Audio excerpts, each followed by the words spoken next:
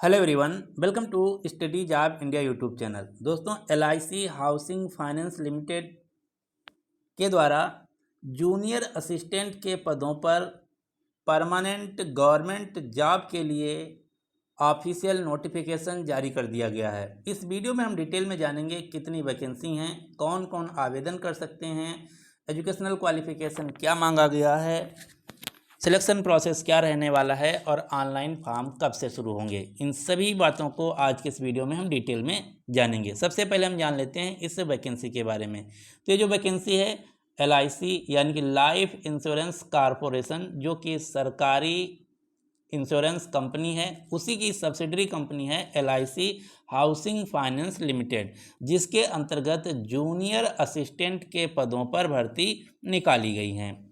अब हम सबसे पहले जान लेते हैं इसके लिए महत्वपूर्ण तिथियां। ऑनलाइन आवेदन के लिए 16 अप्रैल 2025 से आवेदन फॉर्म भरे जाएंगे। आवेदन की अंतिम तिथि 30 अप्रैल 2026 है। क्योंकि जैसा कि मैंने पहले ही बताया, ये सभी परमानेंट गवर्नमेंट जॉब हैं, इसलिए आपको परीक्षा भी पास करनी होगी, यानी कि यहाँ पर परीक्षा भी लिखना होगा। परीक्षा जो है फर्स्ट वीक ऑफ जून यानी कि जून के पहले सप्ताह में कंडक्ट की जाएगी, जो कि एक टेंटेटिव डेट है, ये फाइनल डेट नहीं है। जो फाइनल डेट है 7 से 10 दिन पहले एग्ज़ाम के बता दी जाएगी। ये हो गई बात इम्पॉर्टेंट डेट्स की। अब हम बात कर लेते हैं सैलरी की। तो यहाँ पर सैलरी बहुत अच्छी रहने वाली है, क्योंकि गवर्नमेंट इंश्योरेंस कंपनी है। यहाँ पर सैलरी को 3 कैटेगरी में डिवाइड किया गया है, city wise. City tyre 1 city, tyre 2, tyre 3। यदि आपकी नौकरी टायर 1 सिटी जैसे दिल्ली, मुंबई, हैदराबाद, चेन्नई, बेंगलुरु, इन जैसे बड़े शहरों में लगती तो आपकी सैलरी 41,509 यानी कि लगभग 42,000 के करीब होगी स्टार्टिंग सैलरी। टायर 2 सिटी में लगती है भोपाल, इंदौर, लखनऊ, कानपुर, तो यहाँ पर आपकी स्टार्टिंग सैलरी होगी 39,900 यानी कि लगभग 40,000। टायर 3 के सिटीज़ के लिए 38,709 यानी कि लगभग 39,000। तो सैलरी बहुत हैंडसम है, बहुत अच्छी सैलरी है, क्योंकि ये सभी परमानेंट गवर्नमेंट जॉब हैं। इसके अलावा यहाँ पर एक अच्छी बात और मैंने देखा, जो आपका मंथ काउंट किया जाएगा, 24 दिन का मंथ काउंट किया जाएगा, यानी कि आपको हॉलीडेज़ भी मिलेंगी सभी। लगभग सिर्फ आपको 24 दिन जाना होगा, और जिस दिन आप ऑफिस जाएंगे हर दिन आपको 210 रुपया का कूपन मिलेगा खाना खाने के लिए ऑफिस में। तो आपको खाना की भी टेंशन नहीं, रहना तो मिलेगा ही। तो ये बहुत अच्छी बात है। अब हम बात कर लेते हैं आगे की, और क्या क्या इसमें जानकारी चाहिए आपको। अब हम बात कर लेते हैं एज लिमिट की। तो एज होना चाहिए 21 से 30 वर्ष।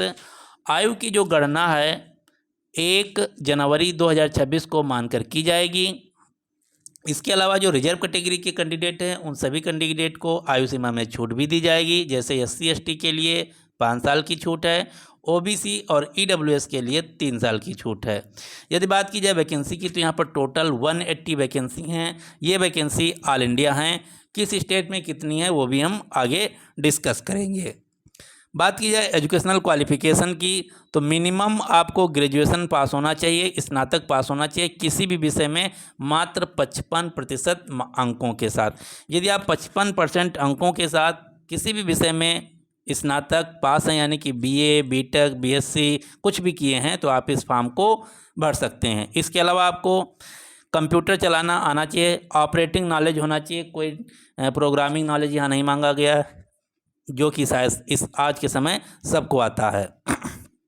इसके अलावा अब हम बात कर लेते हैं सिलेक्शन प्रोसेस की। जैसा कि मैंने आपको पहले ही बता चुका हूँ, ये सभी परमानेंट गवर्नमेंट जॉब हैं, इसलिए आपको परीक्षा पास करनी होगी। पोस्ट जो है जूनियर असिस्टेंट की है।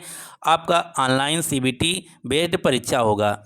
यहाँ पर इंग्लिश के 40 क्वेश्चन, रीजनिंग के 40 क्वेश्चन, जनरल अवेयरनेस के 40 क्वेश्चन, न्यूमेरिकल एबिलिटी के 40 क्वेश्चन, कंप्यूटर स्किल के 40 क्वेश्चन, टोटल 100 क्वेश्चन पूछे जाएंगे। एक क्वेश्चन 1 मार्क्स का होगा और टोटल 200 मार्क्स के होंगे। यहाँ पर टाइम दिया जाएगा 120 मिनट, यानी कि 2 घंटे की परीक्षा अवधि होगी। यहाँ पर यदि आप कोई क्वेश्चन गलत करते हैं तो 1/4 यानी कि नेगेटिव मार्किंग भी है। ये हो गई बात सिलेक्शन प्रोसेस की। यदि आप इस परीक्षा को क्वालिफाई कर लेते हैं, फिर आपका DB होगा। और क्या जानकारी आप इसमें हम आपको बता सकते हैं, हाँ, वैकेंसी के बारे में जैसा कि मैंने पहले बताया, ये ऑल इंडिया स्टेट वैकेंसी हैं, सभी राज्यों के लिए निकाली गई हैं। आंध्र प्रदेश में के जो ऑफिस, आंध्र प्रदेश में ये जो सिटीज़ दी गई हैं, यहीं पर आपका सिलेक्शन होगा, यानी कि इन सभी शहरों में ही LIC हाउसिंग फाइनेंस लिमिटेड की ऑफिस होगा, वहीं पर आपका नौकरी लगेगा। तो आंध्र प्रदेश में टोटल 8 वैकेंसी हैं। किस शहर में है आप देख सकते हैं, यदि जिस स्टेट से आप बिलोंग करते हैं। असम में 3 वैकेंसी हैं, बिहार में 7 वैकेंसी हैं, बिहार शरीफ के लिए 1 वैकेंसी है, मुजफ्फरपुर के लिए 1 वैकेंसी है, पटना के लिए 5 वैकेंसी है। इसी प्रकार से छत्तीसगढ़ के लिए 3 वैकेंसी, दिल्ली के लिए 3 वैकेंसी, गुजरात के लिए 2 वैकेंसी, जम्मू कश्मीर के लिए 1 वैकेंसी,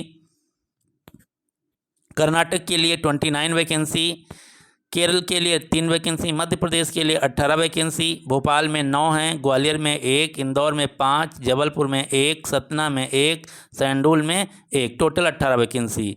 महाराष्ट्र में टोटल 25 वैकेंसी, उड़ीसा में 1 वैकेंसी, पंजाब में 1 वैकेंसी, सिक्किम में 1 वैकेंसी, तमिलनाडु में 21 वैकेंसी, तेलंगाना में 24 वैकेंसी। उसके बाद उत्तर प्रदेश में टोटल 13 वैकेंसी हैं, लखनऊ के लिए 2, मेरठ के लिए 6, सहारनपुर के लिए 1, वाराणसी के लिए 4। उत्तराखंड के लिए 1 वैकेंसी है, वेस्ट बंगाल के लिए 9 वैकेंसी हैं, टोटल 180 पोस्ट हैं। तो ये बहुत ही अच्छी जॉब होने वाली है। यदि आप ग्रेजुएशन पास हैं, आपकी उम्र 21 से 30 साल है और आप इन विषयों पे कमांड रखते हैं, तो आप इस वैकेंसी को जरूर भरिएगा। ये बहुत ही अच्छी जॉब होने वाली है। ये बैंक से अच्छी जॉब मानी जाती है LIC की। तो यदि आप बैंक की तैयारी कर रहे हैं या SSC की तैयारी कर रहे हैं तो ये फॉर्म जरूर भरिएगा, बहुत ही अच्छी नौकरी मानी जाती है।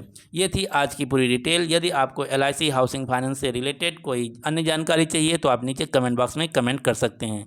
अब बात आती है कि हम ऑफिशियल नोटिफिकेशन कैसे और कहाँ से पढ़ें और ऑनलाइन आवेदन कैसे और कहाँ से करें। तो इन दोनों की लिंक आपको नीचे डिस्क्रिप्शन बॉक्स में मिल जाएगी, जहाँ से आप क्लिक करके आप ऑफिशियल वेबसाइट पर पहुँच जाएंगे। वहाँ पर अपनी सभी सही जानकारी भरकर ऑनलाइन आवेदन कर सकते हैं।